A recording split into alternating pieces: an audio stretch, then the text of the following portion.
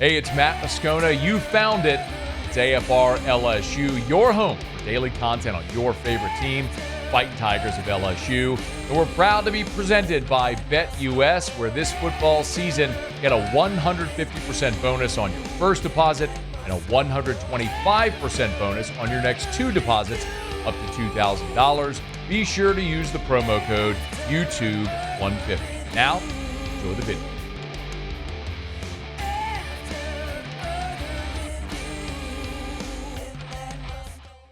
I want to get into what they still have to do, Shea, and some names that have popped up, so we'll get to that in a second. But let me ask here, right at a week and a half into this portal window with 9 portal additions, give me a sense of where you stand on how much they've been able to improve their team.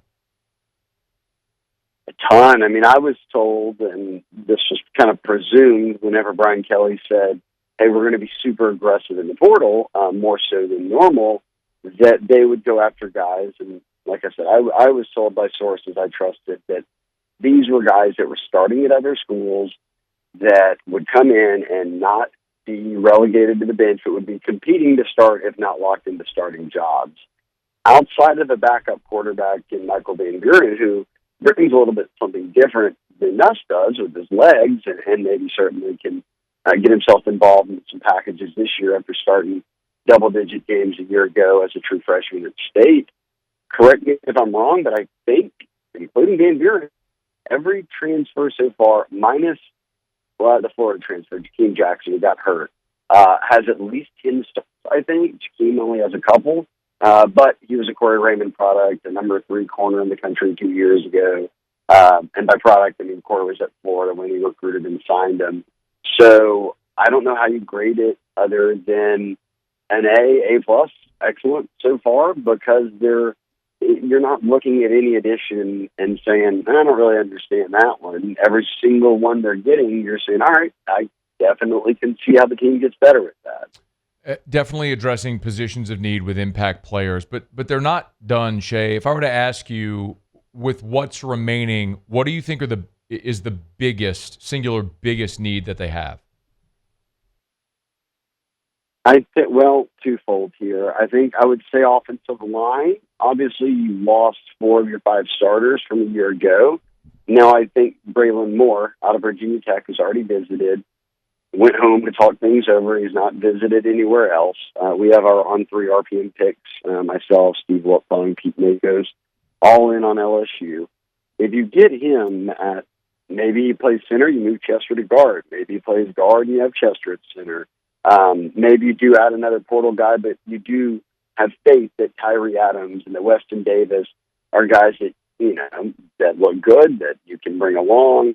And they've spoken extremely highly of Carius Kern, who our On3 National Director of Scouting and Rankings, Charles Power. He'll finish as a 5-star with us. We haven't expanded to a full 32 5-stars yet, but he said he's the most athletic interior offensive lineman he's scouted in years. So when Brian Kelly came out on signing day and said this is the Will Campbell, Emory Jones, day one type starter, you start to feel like, okay, it is a lot of unproven guys, but not everyone gets to have what LSU had a year ago. And even then, we went through all the year by just saying they don't run block very well or they don't do this very well. So, there's going to come a point where you have to hit that hurdle.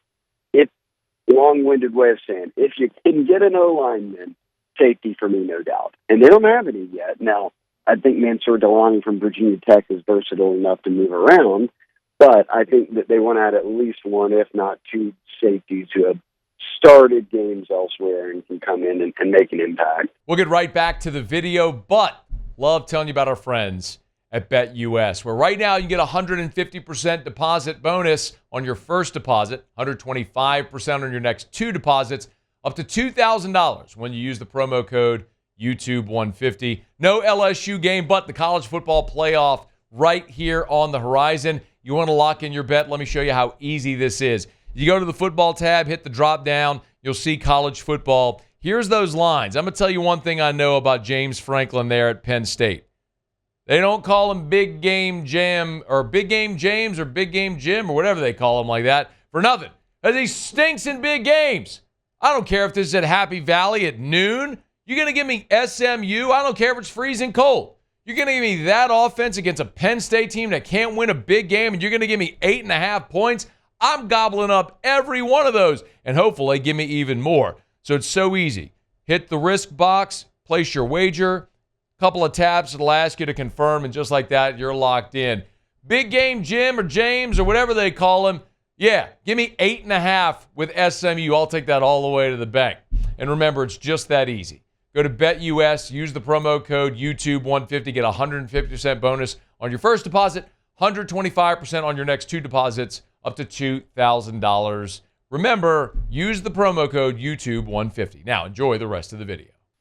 Shea, let's talk a little bit about who might be targeted on the offensive line. You mentioned Braylon Moore. I know there are reports out there about Fa'aili Fa'aome. I don't know if I nailed it or not. I'll have time if he ends up. 3-year starter at Washington State at tackle. What can you tell us there? I have not heard much buzz there. I know the USC lineman had kind of flirted with a visit. He's not coming. I think the Northwestern guy's a little bit further down the board. So and you get it, Matt, and I think people are starting to understand that the portal is what it is, and there's realities that aren't known yet, but that are well thought out, that a lot of positions, including O-line, these teams know, hey, look, whether the kid hasn't entered yet or whether he's on a playoff team and he's going to enter after, whatever it is, that others will pop up. So I think that right now Braylon Moore is probably priority number one, and then you've got an eye on kind of who goes in from there. I'll try again here since Muse spelled it phonetically for me. Fa'aili Fa'amoe is the kid from Washington State. He's a 3-year starter who's taking a visit. But I'm with you. Okay, I'll have to keep tabs on that. Yeah. He's taking a visit. I haven't heard anything beyond. I didn't know if you had, but we'll keep an eye on that.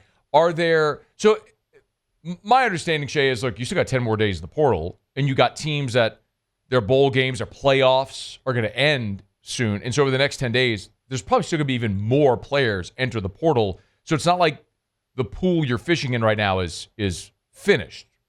Agree? No, and remember too, everyone gets 5 days after their bowl extended. That'd be 5. So wildly, like an LSU's portal window could last longer than a playoff team that loses this weekend, which is kind of wild to think about. But Makes yes, sense. if you're into the postseason, you do get that kind of extra one work week where kids who maybe did play in the bowl and all that then want to leave and haven't announced it yet do so. And we've seen that before. So it will extend a bit beyond that. And then obviously they don't have to decide by then. They just have to have their name in by that deadline date. Shea Dixon, On3, the Bengal Tiger, is with us talking a little portal news. Defensive tackle is another spot that we're obviously keeping an eye on, and there's a really big kid, Sydir Mitchell. If I'm saying it wrong, you correct me, but that's another big defensive lineman who's in the portal from Texas, played for Bo Davis. Any update there you can add? I wasn't going to correct your Washington State O-lineman. I'm not moving into the next wave of your pronunciation and whatever Moose is slipping you right now phonetically. I'll go Sydir Mitchell. Once more, well, I mean, look what Bo Davis did, and we've talked about this, Matt, and that works in the portal too. In recruiting, LSU signs, 40 linemen. Well, Bo Davis was recruiting all 4 of them when he was at Texas. Like we saw that with Jamar Cain. When you make a move to work the same position at a new school, and you're at a school like Texas, you're recruiting a lot of the same kids LSU is anyhow. So it was very easy to pick up where you left off. We've seen it with Chloe Raymond getting Jakeem Jackson, someone he got while he was at Florida. For me, this kind of points to that, too. I mean, this is a kid that Bo Davis recruited to Texas. He isn't from Texas. Took a red shirt this year when Bo Davis was gone, and now he's in the portal, and his very first visit is Bo Davis and LSU. So I almost put it into that category of, did he go there, play for Bo? Now he's not playing for Bo. He kind of wants to make a move as he begins to really start to develop and see more time on the field, and it would make sense if he links back up with him. So it'll be on campus, I think, today and tomorrow. So that will be certainly one to monitor because they do not have they have some very talented edge rushers, DN types. They don't have any DTs, and you said big. That is true. I think he's 330 probably is what he's listed at on the Texas website. So a definite nose tackle. couple more minutes here with Shea Dixon on 3, the Bengal Tigers. We kind of moved through offensive line, defensive line. Another spot that they just clearly and desperately need to upgrade, Shea, is safety. They've targeted a couple. They missed on Dylan Thieneman. They missed on Zechariah Poyser, who picked Miami. Tawfiq Bayard is another name that visited from South Florida. Can you give us any insight there? Yeah, and with Thieneman, they reached out, and I was told they had a Zoom call, and essentially it was, hey, look, we got the feel that this kid isn't coming down into the SEC, and yeah, I think he ended up in Oregon. So that one never went far, but boy, they wanted Poyser. I mean, they were one that was in from the second it happened, and the Jacksonville State product signed with Miami. So I believe he signed, at least he committed there. So that one appears done. Time to move on. I don't know if they make the move on Bayard yet because, one, Delaney, obviously, Mentor Delaney from Virginia Tech, they truly feel after 30-plus starts, he's such a willing tackler. I think he's got 170 career tackles, something, a large number, that he could play nickel, he can play star, he could play safety, and I don't mean that in what people have gotten upset about. Hey, look, you keep putting these guys and bouncing them around into positions they don't play. He truly, I think they feel has some versatility, and that's what spring ball is. Let him come in and see what all he can do as you put together your new defensive backfield. I'll go back to what I said before about O-line, but way more so at safety. I think the people they ultimately land at safety, whether it's one more, two more, are not in the portal yet. Whether that's because they're on playoff teams, whether they're on other teams, that they just haven't entered yet. I've heard too much buzz around guys through, different circles, obviously, kids' agents, which, look, we're in that era right now, Matt, and you can just say it. Their NIL agents are often the same ones who are their agents, more often than not, when they're going to a new school and then have that NIL deal. So everyone talks, and there's buzz out there with all kinds of kids at that position, and a number of which LSU would be interested in. So my prediction right now, midway in, is that players who they maybe ultimately land, one or two, aren't in yet. Yeah, we've heard some same rumblings. Offensive line, safety, probably additions that names we haven't heard yet, but it'll be interesting to continue to watch. Shea, last thing, we've talked numbers plenty, and I think you and I have talked. I always ask you this question: where they're going to land. North of 20 on the high school class, and we figured it would be somewhere in that the double-digit range. There were 9 last year. They're at 9 right now, if I'm not mistaken. I guess it depends if we're counting Braylon Moore or not. But where do you suspect that they land with this portal class? Yeah, 9 right now. You hope to get Braylon Moore, the Virginia Tech O-lineman.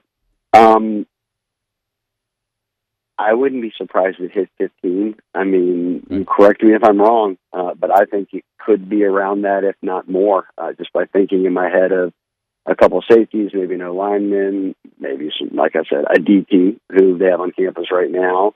You start to list off positions, and all of a sudden you're at 15. Yeah. So I think that is a safe range, and that is much more aggressive than they were a year ago. Not just in numbers; they didn't even hit double digits last year, but again, every guy so far started where he was before, and that's 6 SEC players, 2 ACC players, and a Big Ten player. So they'll take that. These are guys who are going to come in and impact the team right away. I lied. Let me get one more, because I have been asked a bunch from people about Austin Thomas. I'd love your perspective on what having Austin Thomas back has meant for the program through this roster construction for 2025. I think for people who follow recruiting, no, but understand maybe.